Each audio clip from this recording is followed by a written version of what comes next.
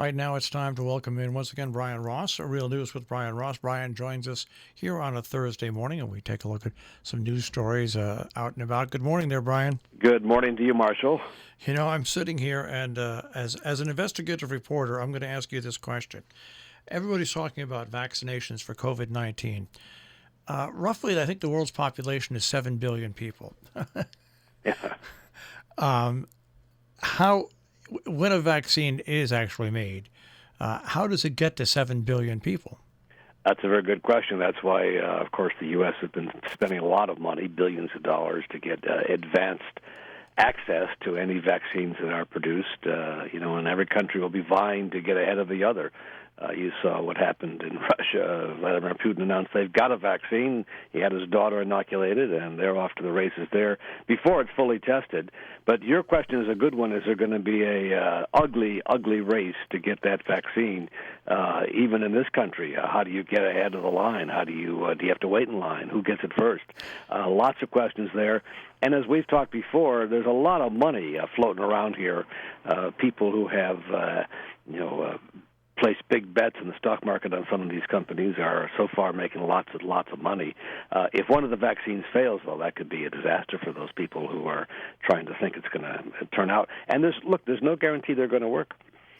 Well, that's the whole thing. And I hate to do this. My brother was a major player in a major pharmaceutical company, and the line I get from my brother all the time about medications is they need to make the money back because of all the money they spend in researching it. But somehow I just don't trust when you let the pharmaceutical companies oversee themselves and say how they're going to supply a vaccine. It doesn't seem to work out at best for everybody.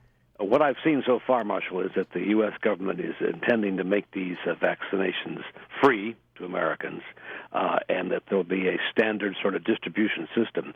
But you can be guaranteed that people with money and access are going to try to find a way to get to the head of the line before everybody else. All right, I guess before we get to the 800-pound gorilla in the room, which is the elections. Interesting thing happening with Taiwan and China and the United States. The United States now making a visit to Taiwan. Taiwan increasing its military budget by, I think it's 15%. And all this, it goes in the play with our relationship with China. Absolutely, and of course, Taiwan has long been a sticking point for China. They see it as part of their territory, and we've had to dodge around it as a country, as our foreign policy, sort of agreeing not to talk about it. But behind the scenes, we've given lots of aid, and especially on the conservative side of the aisle, lots of support for Taiwan as a way to stick it in the nose of the Chinese. All right, so let's get to that gorilla, which is the American elections. Joe Biden has picked Kamala Harris as a running mate. As someone who's covered news for quite a long time, is this as big a story as the media is making it, or once again, is it being kind of pumped up just a little bit? Well, I think two things. One, it was interesting that it did not leak ahead of time, which is an amazing thing with 11 people all in line to get it. And two, I take a look at the response from President Trump, whose best response was that she's nasty, extraordinarily nasty, which is the best he can do so far. And the Republican spin machine is either that she is too far to the left or that she's not far enough to the left to please progressives. They can't quite find the right way to go after her, and that's going to be a problem, which I think supports the notion that she probably was the perfect candidate for Biden. I think her speech yesterday when they came out together in that Delaware gathering was, I thought, impressive. And did not see that the Republicans were able to fire back very good. They talked about her role as a prosecutor, as somebody who went after crime. That may hurt with progressives, but it's not going to hurt in the middle of the country.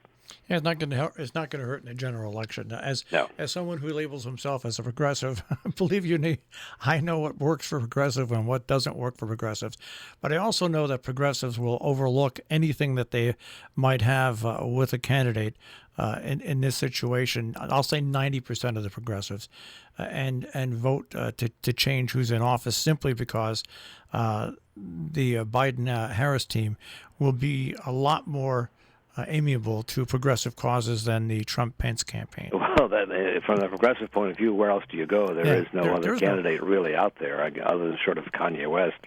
And I think I was struck by, at the same time, the president was describing Senator Harris as nasty, and I'll leave it to psychiatrists to get into why he uses that word so often. What it sounds like something he was told as a child.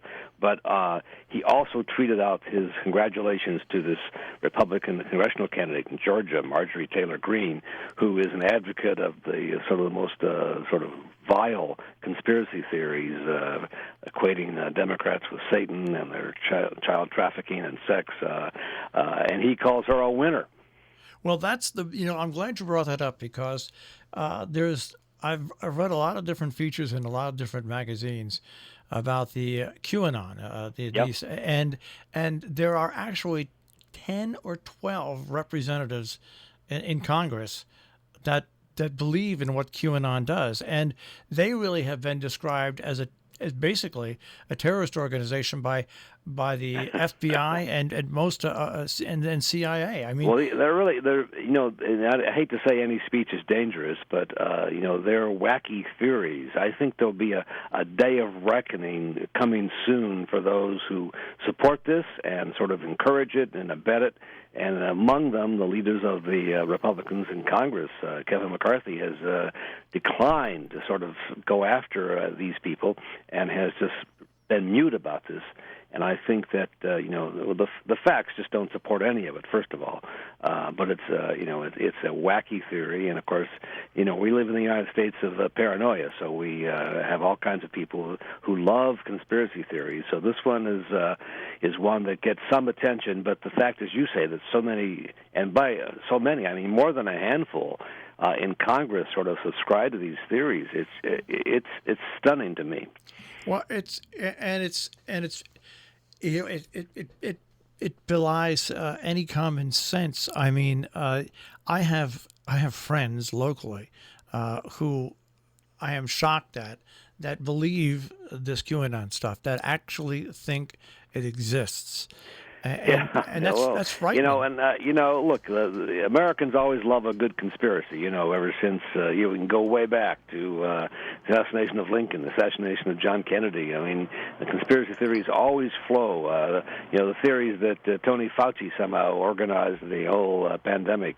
They're wacky as can be, and at times you sort of be amused by them. But it gets a little dangerous when they start to take root in Congress. Yeah, it's and if you don't, all you have to do is search this group and see their manifesto. I won't even call it an agenda. Their manifesto that they have put together. And what's interesting about this group is that they're not just in America; they're now spreading throughout the globe.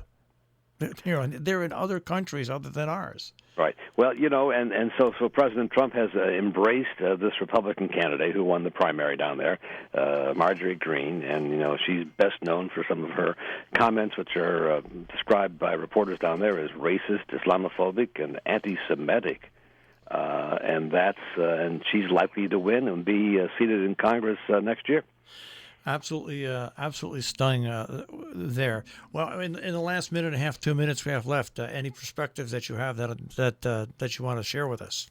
Well, what are we now at? 82 days before the election. Yeah. It's time for Team Trump to actually begin to score some daily wins. They haven't so far. They have been kind of flat-footed, and behind the scenes, they do know that some of the polls in the real swing states, the important states, aren't that far apart. I mean, the debates will become important, and I guess it's the end of September, and Trump wants more debates. They're arguing the dates should be moved up because there'll be so many people voting early.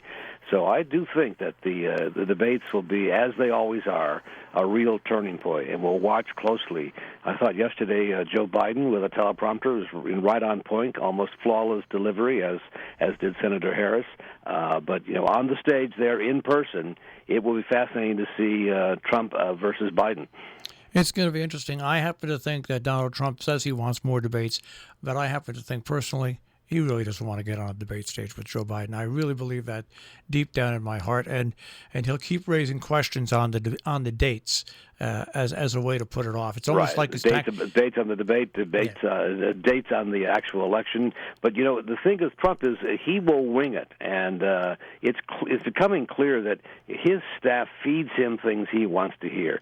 So he doesn't really have a good sense of what's really happening, which probably keeps him happy, but it's going to be a huge detriment for him. He's going to be flat-footed there if he's got information that's just demonstrably false. All right, Brian, it's always great to talk with you for a few minutes on a Thursday morning. Have a great week, and we'll speak to you next week. You too, Marshall. See you next week. Take care.